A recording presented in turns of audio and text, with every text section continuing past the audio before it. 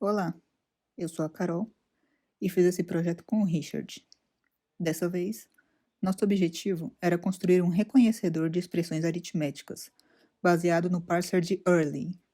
Eu vou falar um pouco sobre a modelagem e depois o Richard explicará o código. A primeira parte da construção do parser foi a elaboração de uma gramática livre de contexto, capaz de gerar essas expressões. Precisávamos criá-la de forma que ela gerasse soma, diferença, multiplicação, divisão, potência, parênteses, negativação e, é claro, números. A primeira versão da nossa gramática se parecia com isso, e foi montada totalmente no papel e caneta. Na montagem dela, tivemos inspiração nas formas normais de Chomsky e Graybuck, mesmo que o parser não trabalhe diretamente com nenhuma das duas, e simulamos seu funcionamento com um autômato de pilha. Depois de testarmos algumas expressões, partimos para a implementação. Porém, durante a implementação, a gramática sofreu algumas alterações para se adaptar melhor à nossa forma de programar e à forma como o parser trabalha, e sua versão final se parecia com isso. Usando a gramática para fazer a expansão da árvore da expressão 2 elevado a 3 mais 4 vezes 5 dividido por menos 6, teríamos essa árvore. Começamos com o símbolo inicial E, que emite G, que por sua vez emite H mais G, sendo mais um símbolo terminal. O H emite I, que emite J elevado a I. O J emite K, que emite um número como nosso símbolo terminal. Subimos na árvore, retornando para o J elevado a I, dessa vez para o lado do I. I emite J, que emite K, que emite o nosso número. Subimos de novo na árvore, voltando para H mais G, e partimos para o lado do G. G emite H, que emite I vezes H, sendo vezes um símbolo terminal. I emite J, que emite K, que emite um número, e voltamos para I vezes H. H emite L, que emite os símbolos não terminais Y, G, Z. Y emite um abre parênteses, símbolo terminal, e voltamos. G emite H, que emite I dividido por H. I emite J, que emite K, que emite o número, e voltamos para I dividido por H. H emite I, que emite J. J emite XJ, ambos não terminais. X emite o símbolo de menos, terminal, e voltamos. J emite K, que emite o nosso número. Por último, subimos de volta para YGZ, onde Z emite o símbolo terminal de fecha parênteses, e encerramos a abertura da árvore. O algoritmo de Early funciona de forma parecida com a abertura da árvore, usando um ponto como forma de marcar o que já foi feita a leitura, guardando o que já foi lido numa lista. Por exemplo, quando o ponto estivesse nessa posição, significa que ele já validou o número 2, mas como ainda está lendo o próximo símbolo, não sabe qual operação é a certa, e por isso mantém todas numa lista. Assim que fizer a leitura do ponto daquele respectivo estado, as regras que não poderiam ter levado àquele estado são descartadas. Com tudo isso em mente, podemos analisar agora o código. Agora que a Carol explicou a modelagem DCP, eu vou explicar como o código funciona. Utilizamos Ruby como linguagem de programação, e o código é orientado a objetos.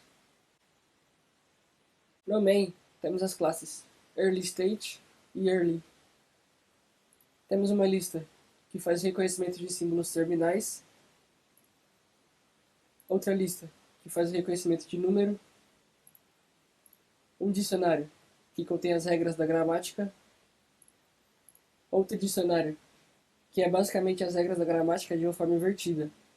Já adiantando, esse dicionário irá ajudar no método completer da nossa classe Early. Também temos algumas expressões válidas e inválidas para serem testadas pelo reconhecedor. E por fim, temos um loop, e nele irá ocorrer a inicialização do programa. A classe EarlyState é responsável por inicializar o estado para o Early, com sua devida regra e index. Aqui temos os métodos que retornaram a regra e o index desse estado. Esses métodos auxiliarão no algoritmo de Early. A classe Early é responsável pelo algoritmo de Early. Nela, temos os métodos principais: Parser, Predictor, Scanner e Completer. E os métodos auxiliares: Initialize e daqui para baixo. São tudo métodos auxiliares. Primeiro, começarei explicando os métodos auxiliares, e depois os métodos principais. No método Initialize, tratamos a expressão para ela ficar em formato correto para ser lido pelo reconhecedor. Inicializamos o array S, que é responsável por conter todos os estados do early. 0 quer dizer a primeira execução do algoritmo early. E aqui, utilizando o método earlyState, é inicializado em S0 o primeiro estado, que é a regra inicial da gramática. E seu index tem que ser igual ao número da execução atual do algoritmo, que nesse caso é 0. Também colocamos o ponto antes da regra, pois o ponto é quem diz qual elemento será lido. Depois, executamos o método parser, enviando com ele os dicionários grammar e reverse grammar.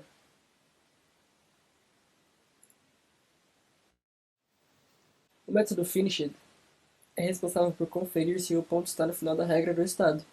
Isso é, retorna true caso a regra foi lida por completo, e retorna false caso contrário. O método nextIsNonTerminal é responsável por retornar false caso o próximo elemento que será lido for um terminal, e retorna true caso contrário. O método findDot é responsável por retornar o index que se encontrou o ponto na regra de um estado. O método breakRule é responsável por tratar as regras da gramática para que ela fique em formato correto. O método treatment é responsável por retornar uma expressão tratada para simplificar sua leitura pelo reconhecedor.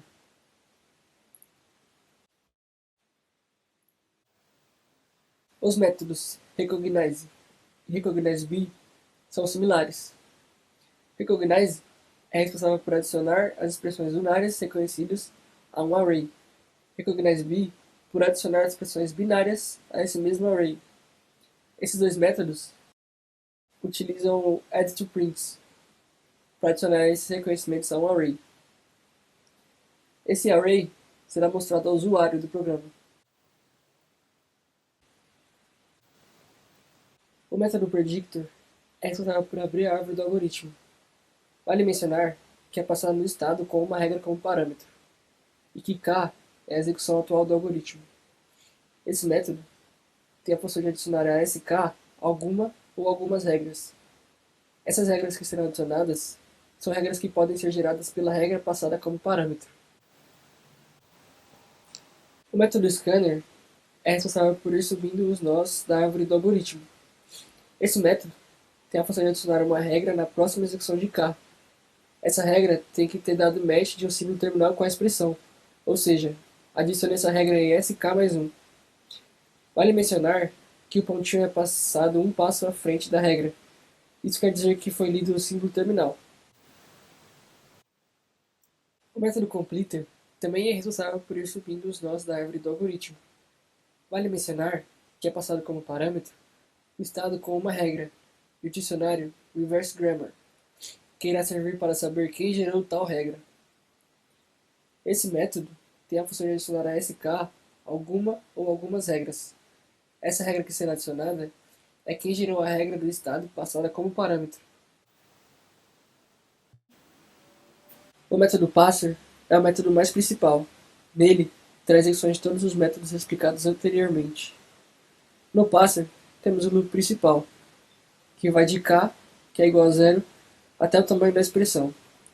Esse loop é os passos da execução do algoritmo. Temos dois ifs que validam se a expressão é válida ou não. Temos outro loop dentro do loop principal, que executa um método que reconhece as expressões unárias. E outro loop, que checa todos os estados de SK.